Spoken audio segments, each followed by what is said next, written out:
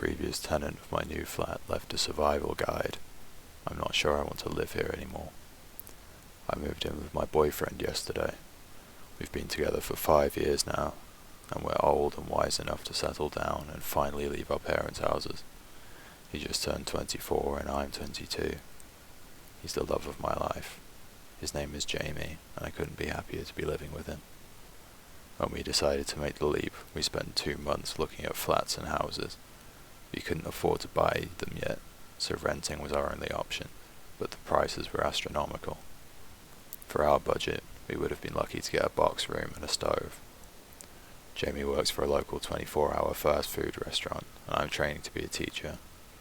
The early stages of training don't pay much, and I owe a lot in student loans, so finances are tough. We had almost given up hope until we found our flat. It was nothing special, but to us it was a palace. A spacious 2-bedroom apartment with views of a city park, a balcony, and local conveniences. It was in a tower block in a not-so-nice area, but neither of us had been wealthy growing up. We weren't fussy, just grateful to be together. The advert was sweetened by the deposit-free option and open-ended tenancy. The landlord was happy to sign a 5-year contract if we wanted. That sort of thing never happens in the city.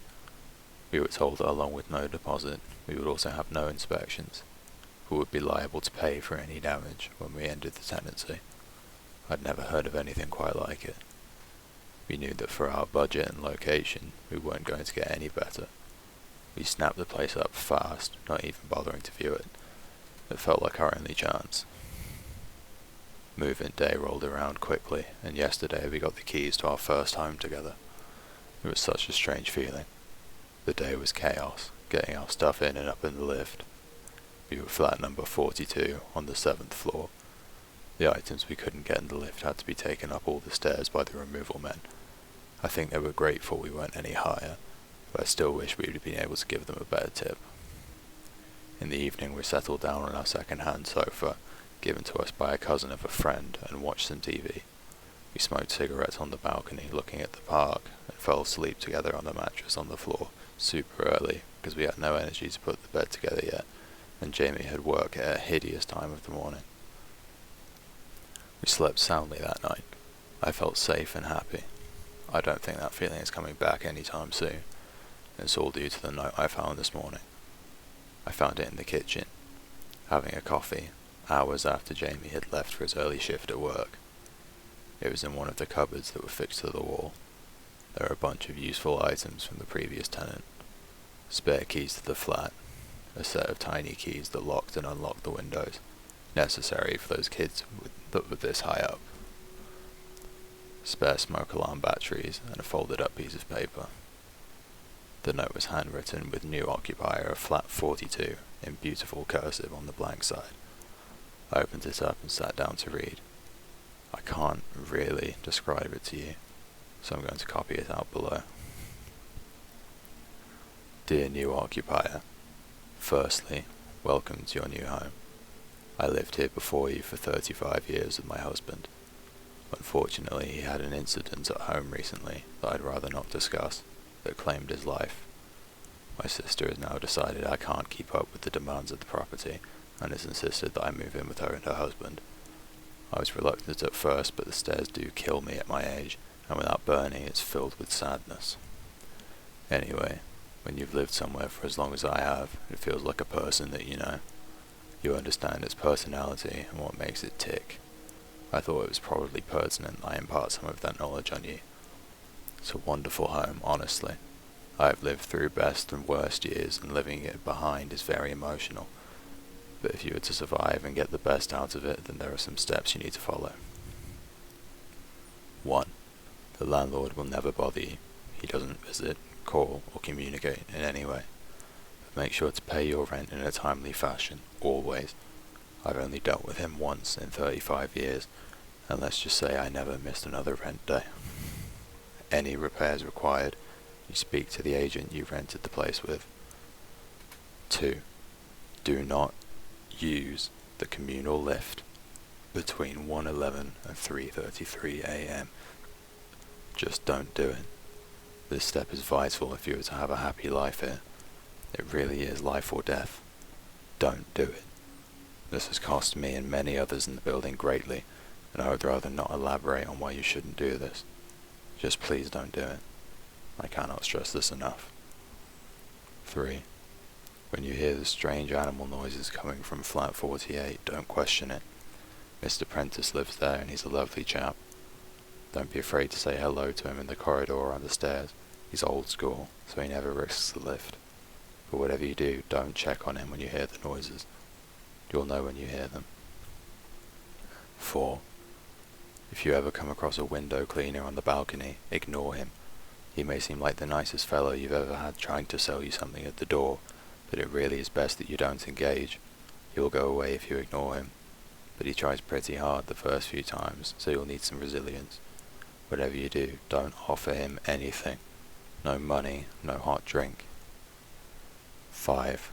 Don't leave food scraps out. Bin or refrigerate them immediately. If you have small animals, it's imperative that you watch them eat and take away any leftover food immediately after they are done. This and Rule 2 go hand in hand. The things forage all day and seem to really love animal feed. You don't want to leave them in your flat. I promise. You can leave what you want out between 1:11 and 3:33 a.m. so you may want to feed your pets then. 6. Don't communicate with any neighbours who claim to come from flats 65 to 72. These flats suffered a fire in the late 80s that devastated the whole floor. All the residents died in their homes. The building was mostly council-owned at the time, and they never bothered to renovate the flats. They've been empty ever since, but every now and then, someone will come at your door claiming to live in one of these flats and ask to borrow some sugar. They will seem entirely average, but you must shut and lock the door immediately.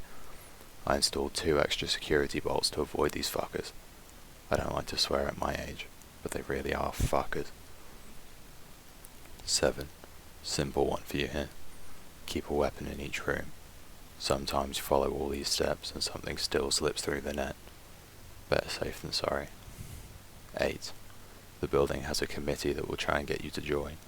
It's one of those neighbours groups about improving living conditions for all the residents. It's a nice group, and the lady who runs it, Terry from flat 26, is a fantastic neighbour. By all means get involved, but I wouldn't recommend babysitting Terry's 2 children. She'll ask you because the poor woman needs a break, but if you accept, don't say I didn't warn you. 9.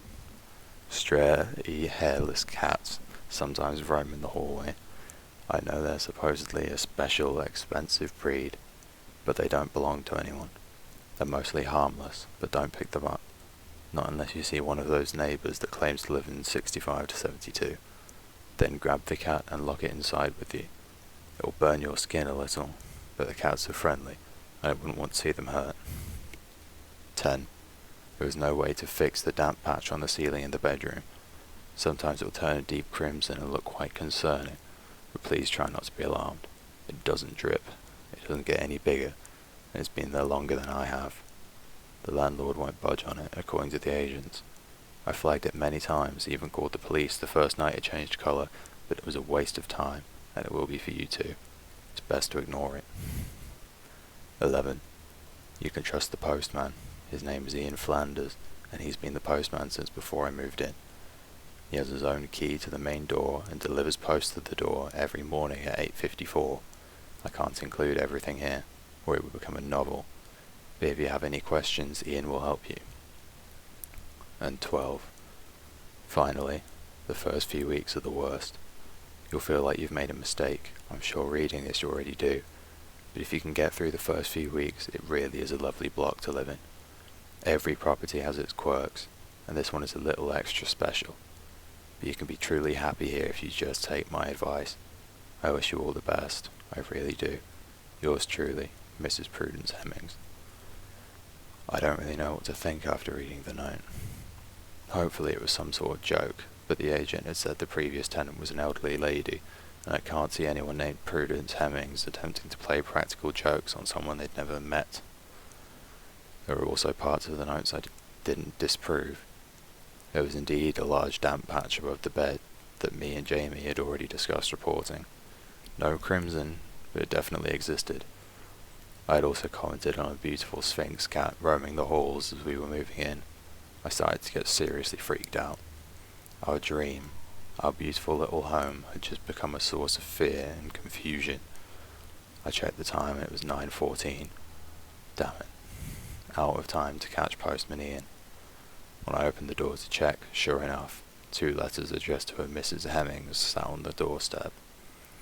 At about 11:15, my worst fears were truly confirmed when a friendly middle-aged looking man carrying window cleaning equipment knocked on my balcony door. I ignored him. I didn't want to take the risk until I'd spoken to Jamie and shown him the note. I texted him already to rush home. I felt bad as the man rapped his knuckles against the door for over 10 minutes, but honestly the longer it went on, the more I was terrified. My windows were sparkling, and due to our lack of curtains, I couldn't even hide from his gaze. I felt so exposed. He stayed for a total of 30 minutes, exactly, and never once did he stop looking at me or knocking. He shouted the occasional ultra-friendly line or humble request for a beverage in the heat through the door, but I did my best to avoid eye contact.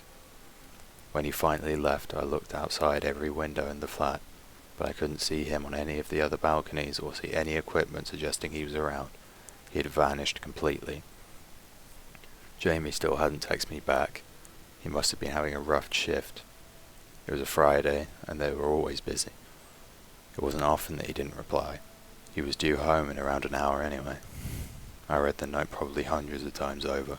I tortured myself reading it for the next hour, desperately waiting for Jamie to come through the door to tell me it was all crazy and I should relax. I hoped for that so much. But Jamie never came. His shift should have finished around midday, but by 2 p.m. he still wasn't home. I panicked, I cried, I left over 100 voice messages on his phone, but got nowhere. I finally decided it had been long enough that calling his work wouldn't embarrass him, and his boss told me that he had never turned up for his shift. I thought about it. What could have happened? And then it hit me. Jamie's shift started at 4 a.m. today. He would have left the flat at 3:15 and taken the lift down the stairs. I don't know what to do. I've tried to convince myself it was all just a big joke. Maybe Jamie wrote the note and got his boss in on it. A voice in my head kept telling me that he couldn't write like that if he tried, but I had attempted to fool myself. It's getting late, and he still isn't home. What if it's all true? I think we made a big mistake. Thank you for listening.